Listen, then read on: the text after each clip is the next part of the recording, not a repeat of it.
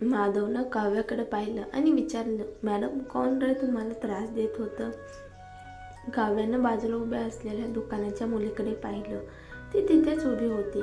काय म्हणायचं तुला? ती म्हणाली. काव्या पुढे गेली आणि तिला बोट दाखवत म्हणाली, ही म्हणते की मी दुकानातनं वस्तू चोरल्या आणि इथल्या वस्तू विकत घ्यायची माझी लायकी नाही. माधव थोडा हसला आणि थंडपणे म्हणाला, आमच्या बहिणीसाहेबांना वस्तू आवडल्या हे तुमचं नशीब. तुमच्या मॅनेजरला बोलवा. एवढ्यात मॅनेजर धावत आला.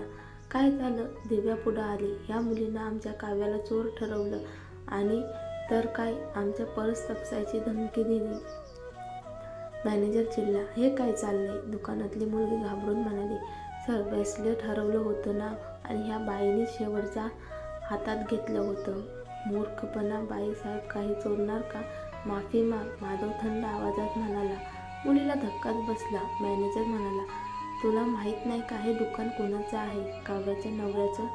खरंच हे ब्रँड स्टोअर होतं.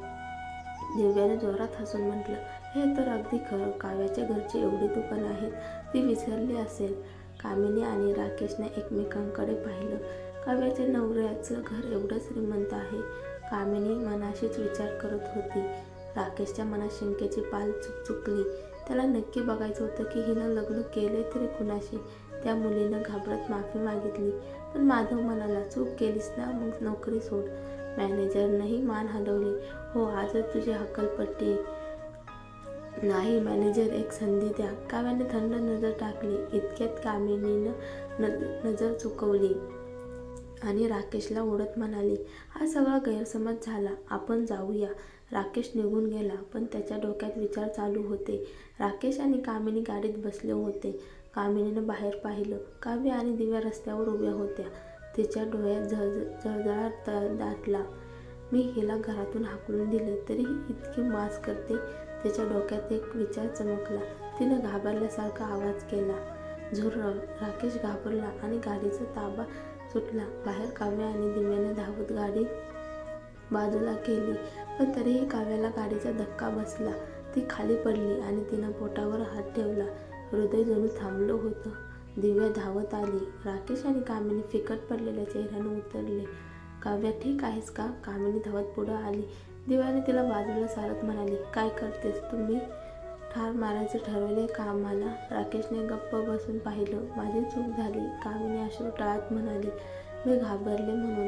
काव्याने तिरकस हसत पाहिलं. वा, तुला गाडीचा धक्का लागला नाही, पण तरीही तू रडतेस. फरारीमध्ये झुरळ भारीच आहे. राकेश संतापला. काय बोलतीस? काव्याच्या डोक्यात राग सळसळला. तिनं माधवकडे पाहिलं. आपल्यासोबत इतर बॉडीगार्ड्स आहेत ना? हो मॅडम, मला ती कार आवडली नाही. फोडा ती. सगळे आश्चर्यचकित झाले. माधवनं बॉडीगार्ड्सला इशारा दिला. भरदार शरीरयष्टीचे 4-5 माणसं पुढे आली आणि 2 मिनिटात फरारीचा चेंदामेंदा केला. काव्या, वेड लागलंय का तुला? हे बेकायदेशीर आहे. राकेश आणि कामिनीचे चेहरे फिकट पडले. आजूबाजूला लोक जमले होते. राकेशच्या डोळ्यात संताप धगधगत होता. तू मला सोडणार नाहीस काव्या? काव्यानं माधवकडे पाहिलं. किती पैसे लागणार? माधव हसला. चिंता करू नका, आमचे वकील बोलतील. काव्याने तो कार्ड घेतला आणि राकेशच्या तोंडावर फेकलं. त्या दिवशी शहरात बातमी धुमाकूळ घालू लागली. प्रेमासाठी एका श्रीमंत बाईनं फरारी चक्क फोडली. रुद्रनं मोबाईलवर ती बातमी पाहिली आणि त्याच्या हाताची मूठ घट्ट झाली. साहेब, बाई परत आल्यात. काव्याचा आवाज बाहेरून आला. रुद्रनं थंड नजर वर केली.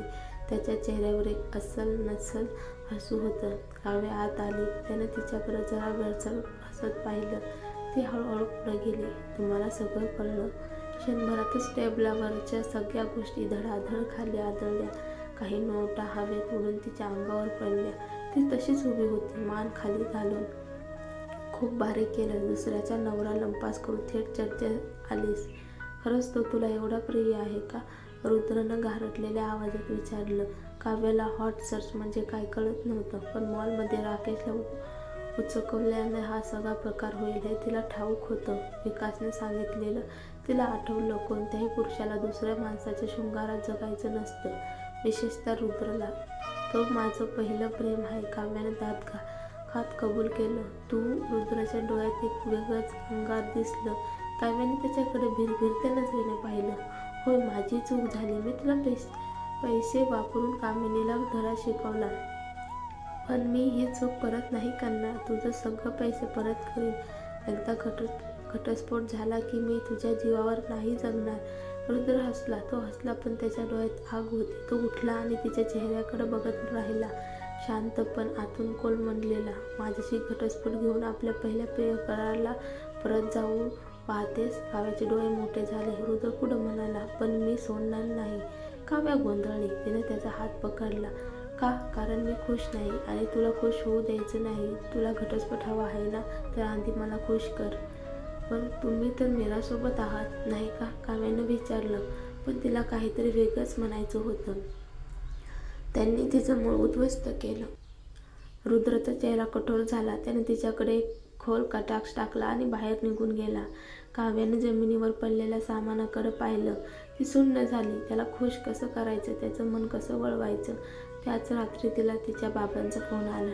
काव्या, काय झालं गं? मी बातम्या बघितल्या. तुझा नवरा तर चांगला आहे ना? मी तर तुला बाळासोबत घरी बोलायचं ठरवलं होतं. मग आता हे काय नवीन नाटक? मी काहीच केलं नाही, काव्यानं थंडपणे उत्तर दिलं. तरीसुद्धा ही तुझी चूक आहे. शोभानं फोन खेचला आणि कडाडली. कामिनीचा नवरा लंपास करायला तुला लाज नाही वाटली का? तुझ्या सासरच्या लोकांचं काय? त्यांचं नाक कापलं की नाहीस तू? आणि ती गाडी फोडून टाकलीस. किती बेशरम आहेस तू. कामिनी बिचारी रडत राहिली. बघ आता तुला काय सहन करावं लागते. काव्यानं कटाक्ष टाकून उत्तर दिलं, मी नुकसान भरपाई दिली आहे. तू तेवढ्यात त्यांना आठवलं की रुद्रसारख्या माणसाला गाडीच्या नुकसानाची काय पर्वा. ते शांत झाले. दुसरीकडे मीरा मात्र जळत होती. तिने वैतागून फोन उचलला आणि एका जुने प्रियकराला फोन लावला. अहो, कित्येक दिवस झाले मला तुझी आठवण आली आहे. एका ठिकाणी भेटशील का? रुद्रने जर तिला हातही लावलं नाही तर तिने दुसऱ्या मार्गाने गरोदर होण्याचा निर्णय घेतला. पुढच्या दिवशी काव्याला कंपनीतून कॉल आला. तिच्या नोकरीसाठी बोलवले होते. तेव्हाच रुद्र खोलीत आला. घरचे सगळे उन्हाळी सुट्टीसाठी डोंगरावरच्या घरात जाणार. तू पण यायचं. काव्याने त्याच्याकडे पाहिलं. मी का जाऊ? रुद्राचा चेहरा गडद झाला. ही सगळी गडबड तुझ्यामुळे झाली. मग दुसरं कोण जाणार? पण मी नोकरी मिळवली. मला तिथं जाऊन जॉईन व्हायचंय. रुद्रने राग गिळला आणि फक्त एवढंच म्हणाला, जशी तुझी इच्छा. कंपनीत HR व्यवस्थापकाने तिला फॉर्म दिला. तुला सुरुवातीला करायला वेळ लागेल ना? हरकत नाही. शिवाय साहेबांनी सांगितले, आम्ही समजून घेऊ. तेव्हाच एक ओळखीचा आवाज आला. काव्या, खरंच तुम्हाला वाटलं दुसरीच कुठेतरी असणार. तिने पाहिलं. सानिका, तिची कॉलेजमधली मैत्रीण. तू इथे काम करतेस? हो, पण मी ऐकलं होतं तू कोण्या धनिकाची बायको झालीस. मग नोकरीला का आलीस? काव्याने कुठं हसून उत्तर दिलं, जर खरंच इतकं भारी असतं तर मी इथे का आले असते? सानिका हसली. खरंय, आता आपण पुन्हा एकत्र काम करणार. मस्त होणार. दरम्यान रुद्रनं चुकून नोकरी मिळाली नाही तर शिवायच्या मदतीनं मिळाली हे शोधून काढलं. डोंगरावरच्या घरात विकासनं त्यांच्यातला दुरावा लगेच ओळखला. रुद्रच्या हाताची मूठ आपोआपच घट्ट झाली. त्या मिश्किल हसण्यामागचं उपास त्याला स्पष्ट जाणवत होतं. काव्या, ती अनोळखी व्यक्ती जिने रुद्रच्या आयुष्यात नकळत पाय रोवले होते आणि आता त्याच्यामुळे तो स्वतःच अंधारात फेकला जात होता. हे बघ, रुद्राचा आवाज थंडगार झाला. मी कोणाला समजून घ्यायचं, कोणावर विश्वास ठेवायचा हे मला शिकवायला नको. आणि काव्याबद्दल काही बोलण्याआधी तुला खात्री आहे का की तिच्याबद्दल तुला सगळं माहीत आहे? त्या शब्दामागे दडलेली ताकद समोरच्यालाही जाणवली. पण त्यानं अजूनही हलकं हसू चेहऱ्यावर टिकवून ठेवलं. रुद्र, तुझ्या बुद्धीला शंका नाही, पण कधी कधी मनानेही विचार करायला हवा. नाहीतर बघता बघता तुला तुझ्या स्वतःच्या खेळात हरावं लागेल. तो शांतपणे म्हणाला. रुद्रने त्याच्याकडे एकटक पाहिलं. त्या वाक्याच्या खोलीत काहीतरी लपलेलं होतं. काहीतरी असं जे त्याने अजून ओळखलं नव्हतं.